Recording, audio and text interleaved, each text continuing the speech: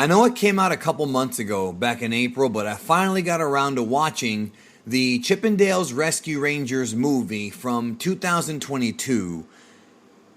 This movie is on Disney Plus right now. It's streaming on the site. That's where I watched it. Did not have a theatrical release as far as I knew.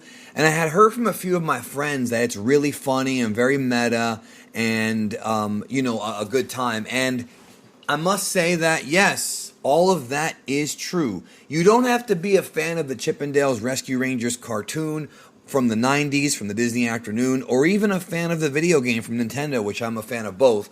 But it does help, and it gives you a greater appreciation here when watching this movie. So we're going to go ahead and get into it. The movie's directed by Akiva Schaffer. Again, it's a Disney Plus exclusive, and man, it really took things to definitely a direction I wasn't expecting. Even though it's called Chippendales Rescue Rangers, it's not necessarily a sequel to the old cartoon. That's not what they're doing here. So what they're doing here is, this movie is, I don't know how to even explain it. It's a meta film that takes place in the real world, but it's not the real world that we know of. It's kind of like, the best way to describe it is it's like a modern version of Who Framed Roger Rabbit. And obviously you got movies like Space Jam and Cool World that did the concept similar. But what I mean is that in this world, two-dimensional cartoons live in the same reality as three-dimensional humans, as three-dimensional animated figures, as Muppets, and as like CGI. So what they did with this film is, both stylistically as well as in the narrative, is a film that combines various different animation styles. And the one thing I found really impressive about this movie visually is how they were able to do it. You've literally got human beings in the same plane, in the same screen, the same shot as 3D models, 2D models, Muppets. You've got various, I think maybe like 6 different animation styles combined together in a hybrid. I've never seen anything like this before. I've seen movies, and the closest one is Who Framed Roger Rabbit, where you have cartoons in the real world with humans and vice versa, but no, this literally was like everything. Every possible kind of animation or way to tell a story was used here. And I'm not sure if Disney is doing this to create like a test run for something bigger later on, but it's legitimately amazing from a production standpoint what they were able to pull off with the film. But is the movie good? So we've got John Mulaney and Andy Samberg playing Chip and Dale. They play the real-life voices of Chip and Dale, but you have to remember that that's them in real life. However, in addition to that, you've also got like Tress MacNeille and the original voice actors for the Chip and Dale's cartoons like popping in here doing their voices. So basically, the real life, and when I say real life, I mean like in the real world, not inside Chip and Dale. Okay, how can I explain this? So the movie is basically about a situation that happens where Monterey Jack goes missing. Monterey Jack from Chip and Dale's Rescue Rangers.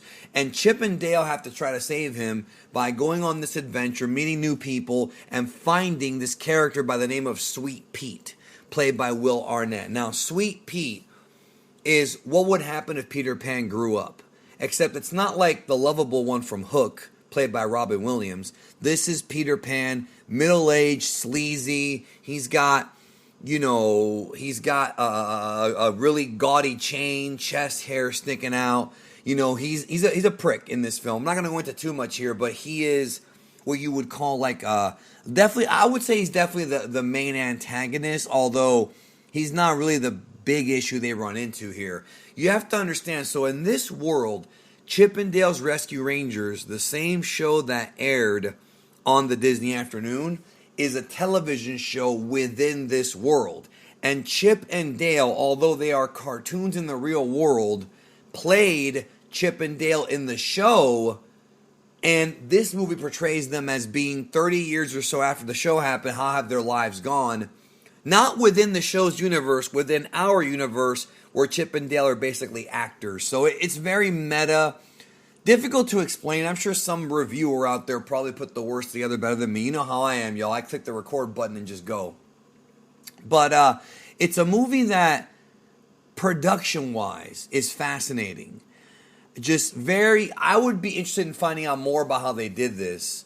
But the movie's genuinely funny. The humor in this movie, they did that thing that I love that a lot of Pixar movies do, where you have adult humor disguised as kid humor. So a lot of the characters, a lot of the Disney characters, and even non-Disney characters have issues with substance abuse, right? But what they do is they replace the illegal substances, like the drugs, they replace them with, like, for example, cheese. So Monterey Jack is a cheese. He is a cheese, addict. He's addicted to cheese, right? Right? It's basically like cheese is a substitute for cocaine. That's kind of how I see it, and the best way to explain it. There's a lot of jokes like that in here. Not to mention there are tons, and I mean tons of cameos. In my opinion, Toy Story 2, I think, tried to do this last year and failed. But this movie accomplished it. Not just from Peter Pan. You have cameos here. You've got Baloo appearing. You've got, obviously, the other members of Rescue Rangers appearing.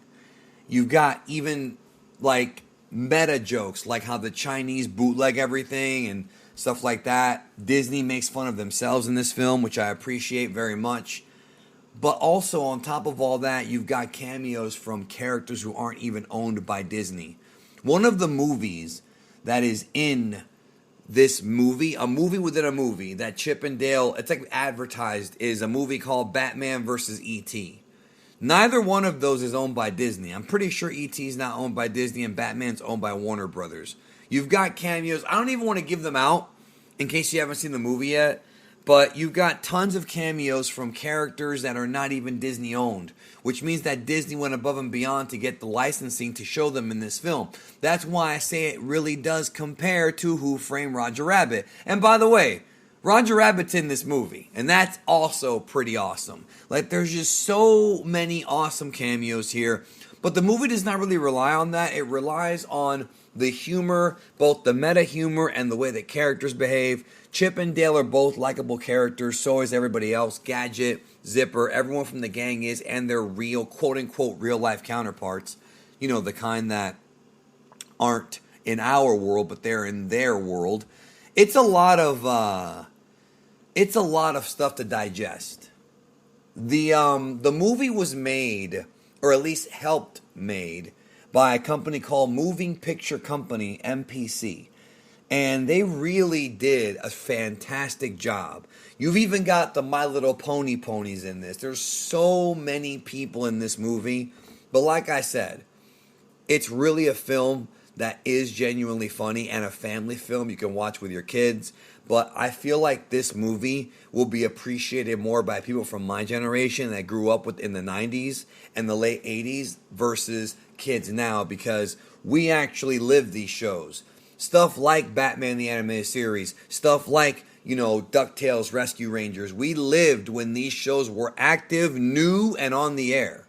We lived during the era of He-Man. I missed He-Man by a few years. I'm not that old, but I know of it, and there's cameos here. We know who Baloo is. So if you're like a person who grew up in the 90s, or if you're somebody who maybe is a historian and has read stuff or watched stuff like, nostalgic stuff, like even old episodes of Rescue Rangers, there is so much here for you to digest. There's so many inside jokes.